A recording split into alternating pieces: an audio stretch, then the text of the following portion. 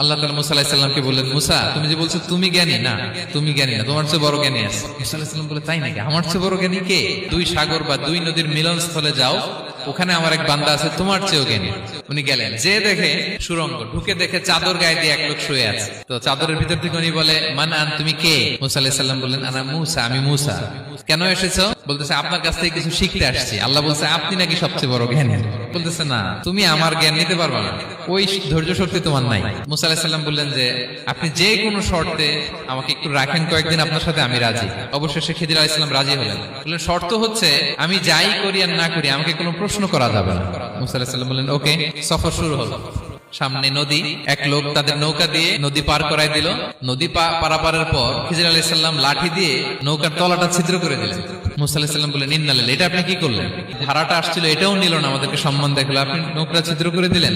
খিজির আলাইহিস সালাম বলছে, এই যে আমি বলছিলাম না তুমি ধৈর্য ধারণ করতে পারবে না, যাও তোমার রাস্তায় তুমি, আমার রাস্তায় নেই। মুসা আলাইহিস সালাম আবার ক্ষমা চাচ্ছেন যে, আপনি আমার ক্ষমা করেন, আমি তো ভুলে গেছি, আর প্রশ্ন করবেন না। চলতে লাগলেন। হঠাৎ বাচ্চারা খেলতেছে, এক বাচ্চাকে ধরে হত্যা করলেন খিজির আলাইহিস সালাম। এবার তো মুসা আলাইহিস সালাম রেগে গেছে, আপনি করলেনটা কি? নিষ্পাপ ফুলের মতো শিশুকে হত্যা করলেন। খিজির আলাইহিস সালাম বলে, এই যে আমি জানতাম যে তুমি ধৈর্য ধারণ করতে পারবে না, তোমার রাস্তা এক, আমার রাস্তা এক, যাও। এবার মুসা আলাইহিস সালাম করজোর করতেছে যে, this is the last chance, একটা ফাইনাল চান্স দেন, একটা সুযোগ দেন, আর আমি প্রশ্ন করবো না। হাঁটতে হাঁটতে এক ইহুদি বসতির সামনে যে হাজির, দুজনই খুব ক্ষুধার্ত, খাবার চাইলো, এরা আবার কৃপণ, খাবার দিল না। যাওয়ার পথে দেখতেছে এই এলাকার একটা দেয়াল ভেঙে পড়ে যাবে। তিনি বললেন, মুসা চলো এটা ঠিক করে দেই।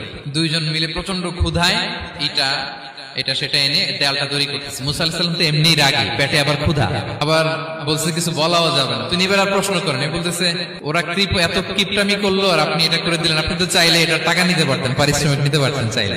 এই কথা বলার পর খিজির আলাইহিস সালাম বললেন, আর সামনে আগানো যাবে না, তোমার কোনো ধৈর্যই নেই। তো এতটুকু তোমাকে আমি বলি যে আমি একটাও আল্লাহর আদেশ ছাড়া করি নাই, আল্লাহর আদেশে আমি করেছি। কি?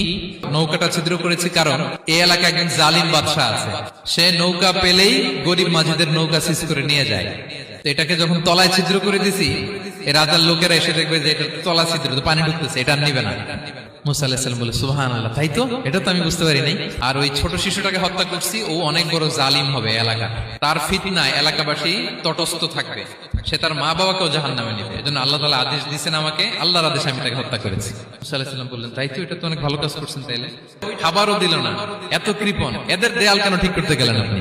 তখন তিনি বললেন যে, আসলে এটা একটা ইয়াতিমদের ঘর ছিল, দুইটা ইয়াতিম শিশু, তাদের বাবা মা খুব ভালো ছিল, আর এই দেয়ালের নিচে আছে গুপ্তধন। এই দেয়ালটা পড়ে যাবে, এই গুপ্তধন তারা ছোট মানুষ নিতে পারবে না, এলাকাবাসী তাদেরকে বঞ্চিত করে নিয়ে যাবে।